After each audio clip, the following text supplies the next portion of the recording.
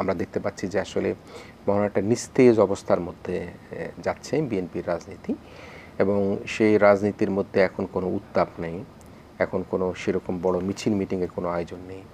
আমরা আজকে দেখেছি যে লিফলেট বিতরণ করা হয়েছে উপজেলা নির্বাচন বর্জন করবার জন্য। সে লিফলেট বিতরণ করেছে বেলি রোডে। তো আমি জানি না বেলি রোডে লিফলেট বিতরণ করেছে রুহুল কবির রিজভী, তিনি বেলি রোডে করেছেন। বেলি রোডে কি উপজেলা নির্বাচন হচ্ছে কি না সেটি একটা প্রশ্ন। এবং অন্যদিকে আরেকটি প্রশ্ন, সেটি হচ্ছে আসলে সমন্বয়হীনতার একটা কথা বলা হয় যে নেতা নেত্রী কারোর সাথে কারো সমন্বয় নেই, উপর থেকে ডাক আসে, সে ডাক কেউ শুনে কি শুনে না। সব কিছু মিলিয়ে আপনি বিএনপির রাজনীতিটাকে বর্তমান এই অবস্থায় কীভাবে দেখতে পাচ্ছেন? না, প্রথমত আমাদের দেশে যে রাজনীতি, এটি এখনও পেশা হিসেবে প্রতিষ্ঠিত হয়নি, এবং রাজনীতির যে প্রতিষ্ঠান বলতে, যেটা ইনস্টিটিউশন বলতে যেটা বোঝায়, ওটাও আমাদের দেশে এখন পর্যন্ত তৈরি হয়নি, দুর্ভাগ্যজনক হলেও সত্যি। এবং রাজনীতিতে আপনি যে অনুসরণ করবেন এবং অনুকরণ করবেন যে হি ইজ মাই আইডল, আমি তার মতো করে চলব, এইরকম আসলে ওরকম আদর্শ আইডিওলজি আমাদের এখানে এখনও পর্যন্ত হয়নি।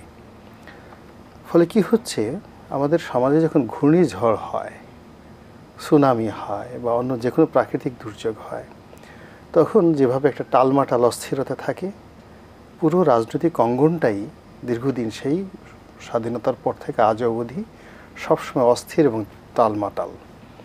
ফলে এটার কোনো কিছুই আপনি প্রেডিক্টেবল বলতে পারছেন না, আনপ্রেডিক্টেবল। তো এই আনপ্রেডিক্টেবল জিনিসের মধ্যে যেটি হচ্ছে, সেটি হলো যখন যারা ক্ষমতায় যায়, সব ক্ষমতাধর রাজনীতিবিদ, সেটা চেয়ারম্যান হোক কিংবা মন্ত্রী হোক কিংবা প্রধানমন্ত্রী হোক, এটি তার একেবারে পূর্ণকালীন পেশা হয়ে যায়। এবং এটা এত বেশি লাভজনক পেশা হয়ে যায়, যেমন ধরুন কারো 1000 কোটি টাকার বড় একটা ইন্ডাস্ট্রি আছে, এক গ্রুপ অফ কোম্পানিজ আছে, কিন্তু সে একজন সংসদ সদস্য হয়ে গেল, তো তার সেই ব্যবসা বাণিজ্য সব গোল্লায় গিয়ে সে এমপির যে পেশাটা আছে এটাকে সে গুরুত্বপূর্ণ মনে করে, এবং জনগণও সেইভাবে তাকে মনে করে। আর যখন একটা মানুষের ক্ষমতা চলে যায়, তখন আর এটা তার পেশা থাকে না, তখন সে রীতিমতো দেউলিয়া ব্যক্তিত্বে পরিণত হয়, ব্যাংকরাপ্ট।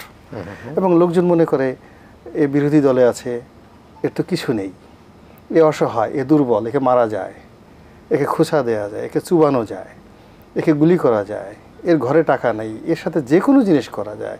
সমাজে সবচেয়ে অসহায় যে প্রাণীটি রয়েছে, পশুটি রয়েছে, তার সঙ্গে যা করা যায় বিরোধী দলীয় ক্ষমতাহীন যে কোনো একজন রাজনীতি কর্মী বা নেতার সঙ্গে সেরকম আচরণ করা যায়, এইরকম একটা কালচার চলে আসছে। তো সেই কালচারের কবলে পড়ে সারা বাংলাদেশে বিএনপি বলছে যে তাদের প্রায় 48 লাখ মামলা রয়েছে তাদের নেতাকর্মীদের বিরুদ্ধে। তো এক একজনের বিরুদ্ধে যদি 200-250 মামলা ধরেন, তা কম করে হলেও 15 থেকে 20 লাখ নেতাকর্মী, যাদের বিরুদ্ধে 48 লাখ মামলা রয়েছে। তারা বলছে, বিএনপি বলছে যে আমাদের প্রায় 900 লোককে ধরে নিয়ে গুম করে ফেলা হয়েছে, মেরে ফেলা হয়েছে, তাদের কোনো খোঁজ খবর নেই। এরপরে 2006 থেকে আজ পর্যন্ত কেবল মনের দুঃখে বিএনপির বটবৃক্ষের মতো বড় বড় নেতারা মরে গেছেন, এবং অকাল মৃত্যু। আপনি মওদুদ আহমেদ সাহেবের মতো মানুষের যে মৃত্যু, এটিকে অকাল মৃত্যু। এম কে আনোয়ারের যে মৃত্যু, এই মৃত্যু অকাল মৃত্যু, এত সহজে হওয়ার কথা ছিল না। তো এরকম রাজনীতির যারা বটবৃক্ষ ছিলেন বিএনপি রাজনীতিতে, প্রফেসর এমাজউদ্দিন সাহেবের মতো মানুষ, মহিরুদ্দিন মানুষ, এরকম অনেক যারা বিএনপিকে এনলাইটেন করতো, এই লোকগুলো মরে গেছে এই দেউলিয়াত্বের কারণে, রাজনৈতিক দেউলিয়াত্বের